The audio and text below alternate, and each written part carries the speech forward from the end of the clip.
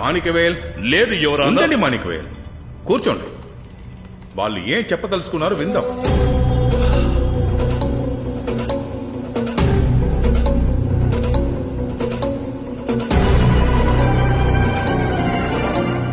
మీరు చెప్పండి, ఎందుకు ఆ అమ్మాయిని హత్య చేశారు?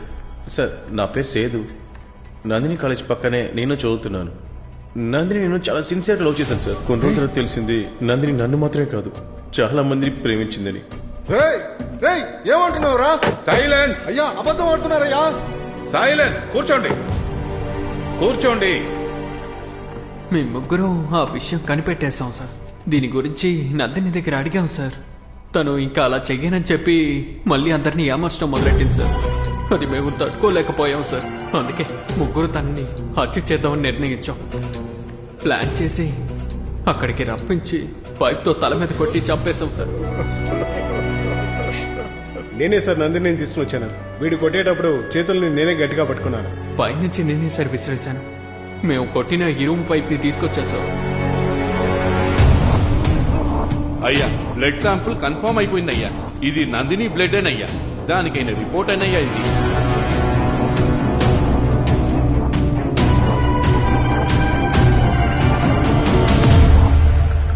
అన్నీ కరెక్టే, కానీ మీరు చెప్పేది నిజమే అని నేను ఎలా నమ్మేది? సార్, ఈ ఫోన్లో నందిని నాకు పంపిన మెసేజెస్ అంతా ఉన్నాయి సార్. అది మాత్రమే కాదు, మా గురించి బయట తెలియకుండా ఉండాలని హత్య చేసేటప్పుడు నందిని సెల్ ఫోన్ తీసుకొచ్చేసాను సార్. ఇవ్వరా. ఇదే సార్ ఆ సెల్ ఫోన్. ఈ కేసు ఇంత పెద్దదవుతుందో అనుకోలేదు సార్. అది మాత్రమే కాకుండా అయ్యగారి గెస్ట్ హౌస్లోనే మేము పార్ట్ టైంగా పనిచేస్తున్నాం. అయ్యగారికి ఇది సమస్య ఏంటని తెలిసిన వెంటనే నిజం ఒప్పుకుందని వచ్చేసాను సార్. సో మీరే జీపీ సార్ గెస్ట్ హౌస్ లో పని చేసి ఆ సేదు, కరెక్టా? అవును మేడం. మీ నంబరేనా ఇది? 8248272578. నా నంబరే మేడం. ఇప్పుడు ఈ నంబర్ నుంచే నందినికి అన్ని కాల్స్ వచ్చింది అంటే మీరే చేశారా? అవును madam. GP sir guest house లో పని చేసేటప్పుడు నైట్ టైంలో అప్పుడప్పుడు స్విగ్గీలో ఆర్డర్ చేసే అలవాటు ఉందా? ఎప్పుడు చేయను మేడం. నెలకు ఒక 2 సార్లు 3 సార్లు చేస్తాను మేడం. వాళ్ళు చెప్పేది నిజమేనండి. లెటర్ తీసుకొచ్చారు, అందులో సేదు పేరు రాసుంది.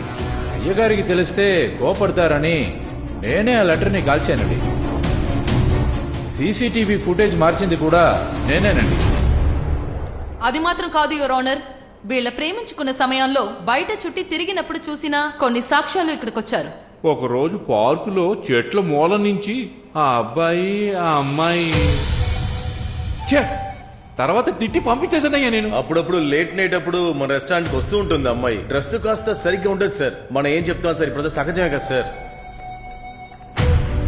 మా థియేటర్లో కార్నర్ సీట్ లో ఆ అమ్మాయి అబ్బాయి క్లినిక్ కి ఒక అబ్బాయితో 2-3 సార్లు రావడం నేను చూశాను. చూశానయ్యా. చూశానండి.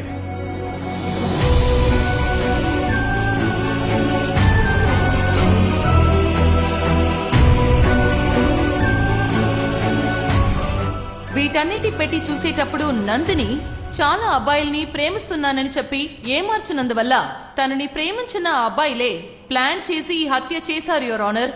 So for me the case is closed.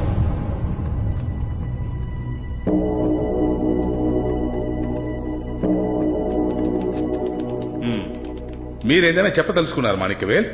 Your honour, వీళ్ళు పూర్తిగా డ్రామా ఆడుతున్నారు. ఇందులో ఏది నిజం కాదు. నాకు కొంచెం టైం ఇచ్చారంటే. మీకు ఎంత టైం ఇవ్వాలని అనుకుంటున్నారు మాణిక్యవేల్? ఈ కేసు ప్రారంభం నుంచి చూస్తున్నాను. వాళ్ళు ఏ ఎవిడెన్స్ ఇచ్చినా కూడా అది అబద్ధమని ప్రూవ్ చేయడానికి ట్రై చేస్తున్నారు తప్ప మీరు వేసిన హత్య కేసుకి సాలిడ్ గా ఒక్క ఎవిడెన్స్ కూడా సబ్మిట్ చేయలేదు. రే తమ్ముడు, లేగవయ్యా. ఏ ధైర్యంలో ఈ కేసు వేశావు? బయట ప్రెస్ ని పిలిచి ఏదేదో మాట్లాడావు కదయ్యా. ఇక్కడ మాట్లాడుచున్న చోట్ల సైలెంట్ గా కూర్చున్నావు. వాళ్ళు నీ మీద పరువు నష్టమని కేసు వేశారే, దానికి కరెక్ట్ అయిన ఎవిడెన్స్ లేదనుకో ఎన్ని సంవత్సరాలు శిక్ష తెలుసా? 7 సంవత్సరాలు. లోపలికి వెళ్తేనే తెలుస్తుంది. అందరు టైం ని వేస్ట్ చేశావు.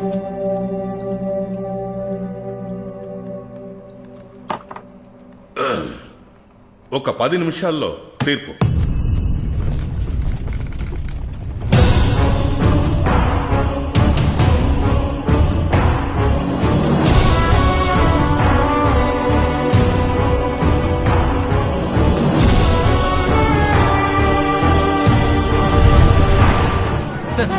చెప్పండి సార్, నందిని మీరే చెప్పారా లేదా ఫోన్ చేసి చంపాలని చెప్పమన్నారా? ఎక్కువ లో చేశాను సార్, తట్టుకోలేకపోయాను, అందుకే చంపేశాను. ఇలాంటి అమ్మాయి దగ్గర అబ్బాయిలందరూ జాగ్రత్తగానే ఉండండి. తను తప్పుడమ్మాయి అనే అనుకుందాం, అందుకని చంపేస్తారా ఏంటి? ఆ అమ్మాయికి న్యాయం జరిగేదాకా నేను నిద్రపోను.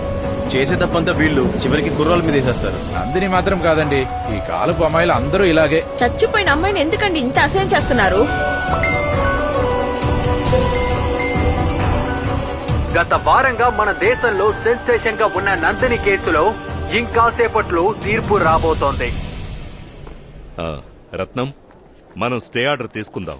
నాకు జడ్జి తెలిసిన వారే, తినగా నేనే వెళ్ళి ఆయనతో మాట్లాడాలి. చాలా థ్యాంక్స్ బాబు. దేనికన్నా థ్యాంక్స్ అంతా చెప్తున్నావు? మీరిద్దరూ నాకు చాలా హెల్ప్ చేశారు.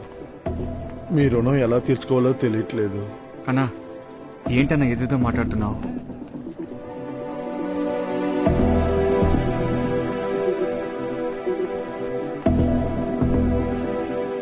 ఏమయ్యా చెప్తున్నారు? మీరు అర్థమయ్యే మాట్లాడుతున్నారా? అవునయ్యా, అన్నీ తెలిసేనయ్యా మాట్లాడుతున్నాను. వాళ్ళు చెప్పిందంతా నిజమేనయ్యా. ఆ పిల్లలతో మా అమ్మాయి తిరగడం నా కళ్ళారా నేను చూశానయ్యా. ఇప్పుడు తీర్పు ఇచ్చేస్తారా అయ్యా? దయచేసి ఇచ్చేయండి అయ్యా. నా కూతురు పరువు మర్యాదల్ని రిపోర్టర్లు అమ్ముకుంటున్నారు. నాకు ఇంకో కూతురుంది, దాని జీవితాన్ని చూడాలి కదా. ఇక్కడితో ఆపేయండి అయ్యా.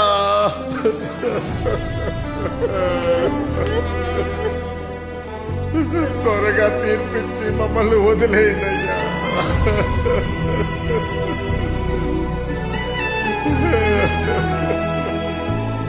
సార్, ఒక్క నిమిషం.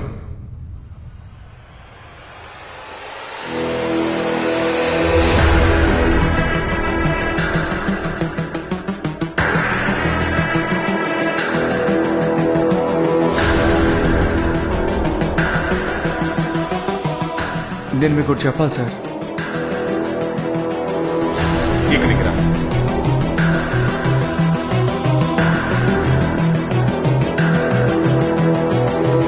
చెప్పండి సార్, నందినిని ఎవరు హత్య చేయలేదు సార్. నందిని సూసైడ్ చేసుకుంది సార్.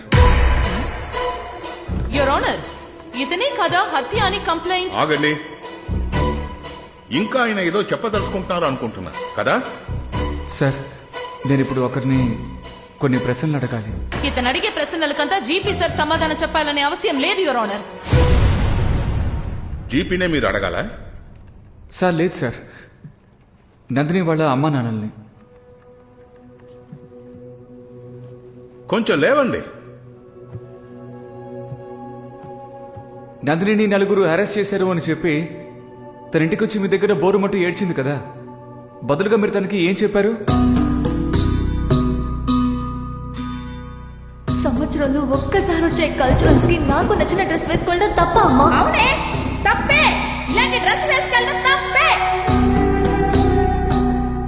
ఎంత బాధ కలుగుంటుంది సార్ తనకి? మీరు ఉన్నారు అన్న నమ్మకంతోనేగా తను మీకు వచ్చి చెప్పింది. పేరు పోతుంది, పరువు పోతుంది అంటూ ఇప్పుడు కూతురే పోయింది. ఇక పేరు పెట్టుకుని మీరు ఏం చేస్తారు చెప్పండి?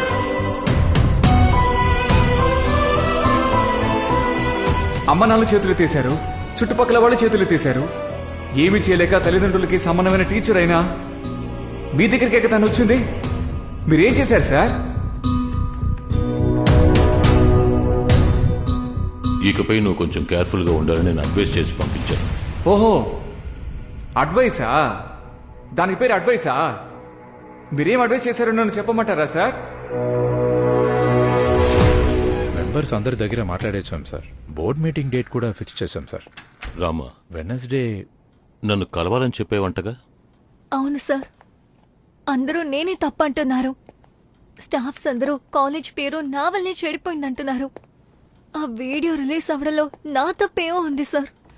నాకు అర్థమవుతుందమ్మా, కానీ మేనేజ్మెంట్ డెసిషన్ తీసేసుకుందే. నిన్ను డిస్మిస్ చేయాలని నిర్ణయించుకున్నారు. సార్, నేనేం తప్పు చేశాను సార్? అరే, అలాంటిదేం లేదమ్మా. రా, వచ్చి కూర్చో. రా. నాన్న వడ్డీకి డబ్బులు తీసుకుని నన్ను చదివిస్తున్నారు సార్. నన్ను కాలేజ్ నుంచి తీసేస్తే మా నాన్న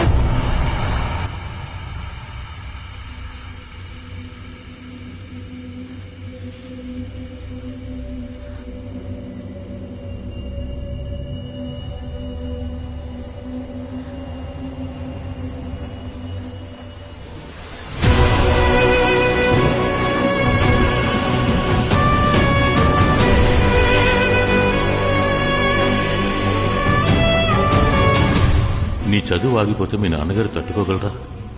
నీ జీవితమే పోయినట్టే. అప్పులు తీర్చలేక కుటుంబం నడి రోడ్డుకు వచ్చేస్తుంది.